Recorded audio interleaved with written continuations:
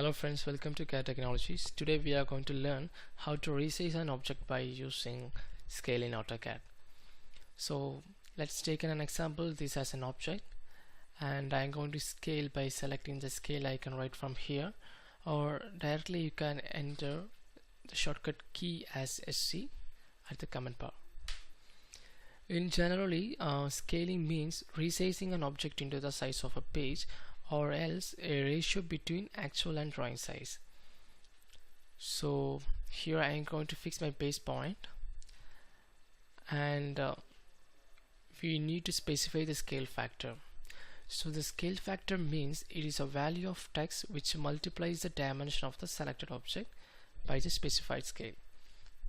In generally, it consists of three: full scale factor, reduced scale factor, and enlarged scale factor. The full scale factor means that drawing an object with the exact dimensions. Mostly we select the ratios like 1:1 here, and the reduced scale factor means that drawing the object by reducing the actual dimension. Here we use the ratios like 1:2, 1:2.5, 1:5, and 1:10, and etc. But when it comes to the enlarge, it makes visibility on the smaller objects, and here mostly we use the ratios like 2:1, 5:1, and 10:1.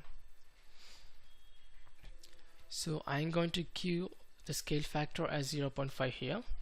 So here one thing you should keep it in your mind: if you give the value less than 1, it means you can shrink your object, and if you give the value greater than 1, you can expand your object. So I'm going to shrink a little bit.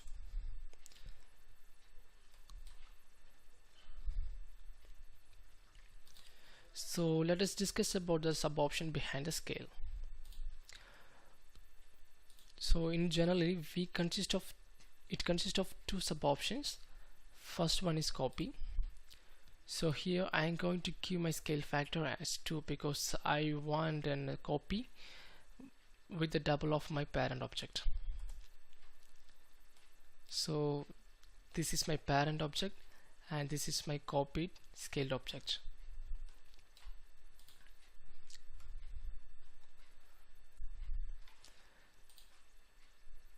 If we suppose to scale your width of this object into the dimension of this line, you can by using the sub option reference.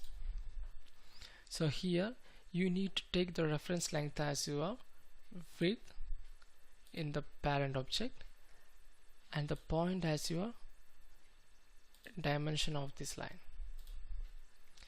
So now we get the